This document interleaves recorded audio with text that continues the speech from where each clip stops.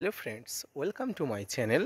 দেশ এবং দেশের বাইরে থেকে যারা আজকে আমার ভিডিওটি কন্টিনিউ করেছেন প্রত্যেককেই খামারি কমল ইউটিউব চ্যানেলে স্বাগতম। ছাদ বাগানে নানাবিধ ফলের সমাহার নিয়ে আমাদের ছাদ বাগানকে সুসজ্জিত করে তুলি, ঠিক তেমন একটি অত্যন্ত ভালো ফল হলো সবেদা। সবেদা গাছে প্রচুর পরিমাণ ফল আনা থেকে শুরু করে গাছে রোপণ, প্রতিস্থাপন, পরিচর্যা সব কিছু নিয়ে আজকের ভিডিও থেকে বিস্তারিত অনেক তথ্য পাবেন। পাশাপাশি আজকের ভিডিও থেকে আলোচনা হবে ছাদ বাগানের সবেদা গাছে ফুল আসার পরে কিভাবে গাছকে পরিচর্যা করতে হয়, কিভাবে প্রচুর পরিমাণ ফল ধরানোর জন্য গাছগুলোকে প্রোটেক্টিভ ব্যবস্থা করতে হয়। আসুন তাই নিয়ে থাকছে আজকের বিস্তারিত আলোচনা, না স্কিপ করে কন্টিনিউ করুন। সম্মানিত দর্শক এবং শ্রোতা বন্ধুরা, দেশ এবং দেশের বাইরে থেকে যে যেখান থেকে আজকে আমার ভিডিওটি কন্টিনিউ করেছেন প্রত্যেককে নমস্কার, সালাম, আদাব জানিয়ে আজকের ছোট্ট উপস্থাপনাটি শুরু করছি। ছাদ বাগানের অত্যন্ত মিষ্ট এবং জনপ্রিয় একটি ফল হলো সবেদা। এর আগেই বলেছি এই গাছটি আমরা রোপণ করি, পরিচর্যা করি ফল নেওয়ার জন্য। তবে বিভিন্ন প্রজাতির সবেদার মধ্যে থাই ভ্যারাইটির সবেদাগুলো অত্যন্ত গুরুত্বপূর্ণ, কারণ এই গাছগুলোতে প্রচুর পরিমাণ ফল হয়।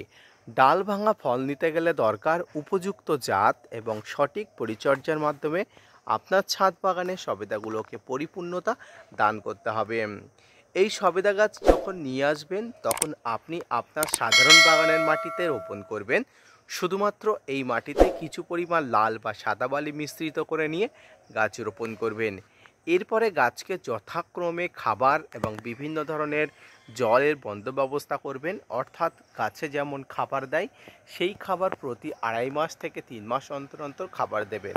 যারা ছাদ বাগানের টবের মাটিতে খাবার দিয়ে গাছ রোপণ করবেন বলছেন তারা রোপণ করতে পারেন, এবং যারা খাবার দিয়ে রোপণ করবেন না ভাবছেন তারা গাছটাকে রোপণ করবেন। গাছ রোপণের 2.5 থেকে 3 মাস পরবর্তী সময়ে আপনারা খাবার দেওয়া শুরু করবেন।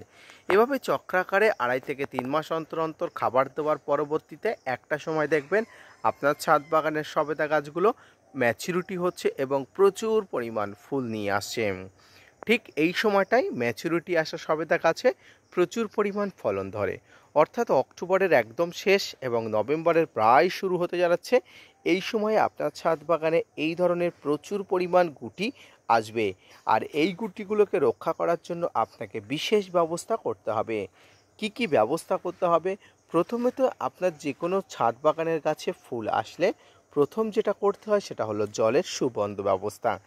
জল যেন এই সময় কোনো প্রকার কম বেশি না হয়, কারণ যে কোনো গাছের জল কম হলে যেমন সবেদার গুটি ঝরে পড়ে, ঠিক তেমনি জল বেশি হলেও কিন্তু সবেদার গুটি ঝরে পড়তে বাধ্য। তাই জলের কম বেশি যাতে কোনোভাবেই না হয়, অর্থাৎ লিমিটেড জল যাতে থাকে, সেই জলটি যাতে গাছকে ফুল ফল ঝরে না পড়াতে সহায়তা করে তেমন জল কিন্তু অবশ্যই গাছে দেওয়া উচিত।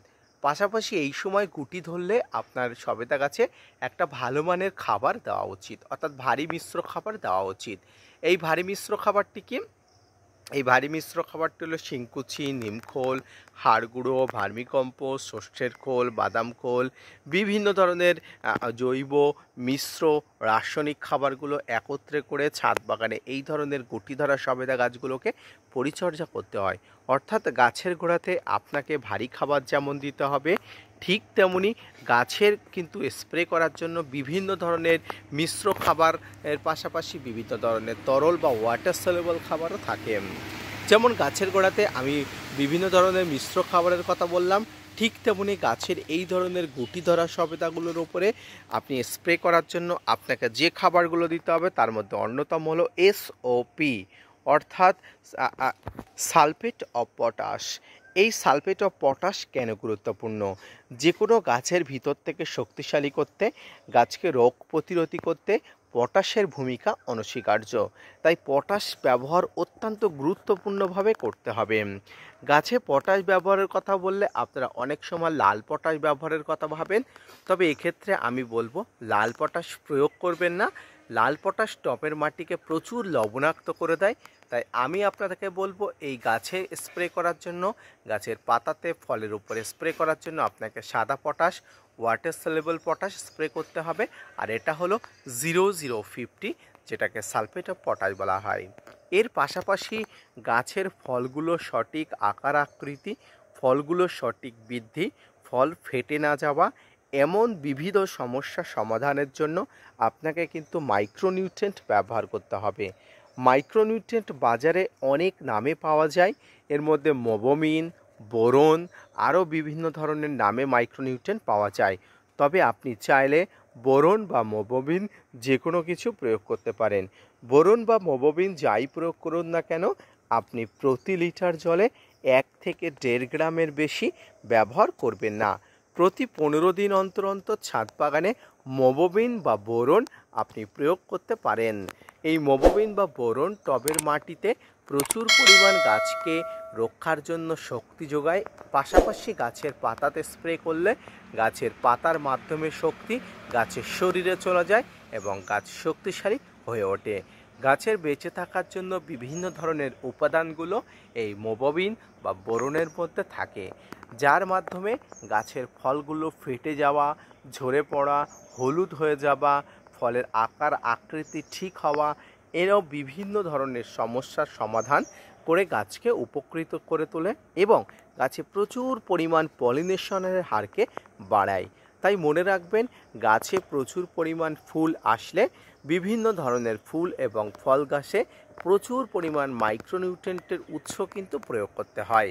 তাই এই সময় আপনার ছাদ বাগানে থাকা এই ধরনের সবেদা গাছগুলোতে প্রচুর পরিমাণ শক্তি বৃদ্ধি, ফলের আকার আকৃতি ঠিক রাখা বা ফলের সঠিক স্বাস্থ্য ভালো রাখার জন্য মাইক্রোনিউট্রিয়েন্ট বা মোবোমিন ব্যবহার করা অবশ্যই উচিত। ছাদ বাগানে সবেদা গাছের ফুল আসা থেকে শুরু করে ফল হারভেস্ট করা পর্যন্ত এই মোবোমিন বা বোরন আপনি প্রয়োগ করতে পারেন, কোনো প্রকার কোনো অসুবিধা নেই। পাশাপাশি টবের মাটিতে যাতে যথাযথ খাবার দেওয়া যায় সেই খাবারের সুবন্দোবস্ত করবেন। এই সময় গাছে নাইট্রোজেনের পরিমাণ কমিয়ে ফসফরাস এবং পটাশের পরিমাণ বাড়াবেন। তাতে কি হবে? তাতে গাছ কিন্তু সুন্দর থাকবে, স্বাস্থ্য ভালো থাকবে, প্রচুর পরিমাণ যে ফুল এনেছে ফুলগুলো পলিনেশন থেকে গাছের ফল ধরাবে। এইভাবে কিন্তু গাছকে লিমিটেড খাবার এবং লিমিটেড পরিচর্যার মাধ্যমেও কিন্তু ভালো রাখা যায়। তাই মনে রাখবেন, ছাদ বাগানে যে কোনো জাতের সবেদা গাছ নিয়ে আসুন না কেন, আপনার সঠিক পরিচর্যাতে প্রচুর পরিমাণ ফুল এবং ফল ধরবে এবং প্রচুর পরিমাণ সফলতা আপনি পাবেন। আজকের ভিডিওটি এই পর্যন্ত। আশা করি বুঝতে পেরেছেন, আশা করি বোঝাতে পেরেছি। যদি বুঝতে পারেন, যদি বোঝাতে পারি, খামারি কমল ইউটিউব চ্যানেলের পাশে থাকবেন, ভিডিওটি শেয়ার করতে ভুলবেন না। ধন্যবাদ।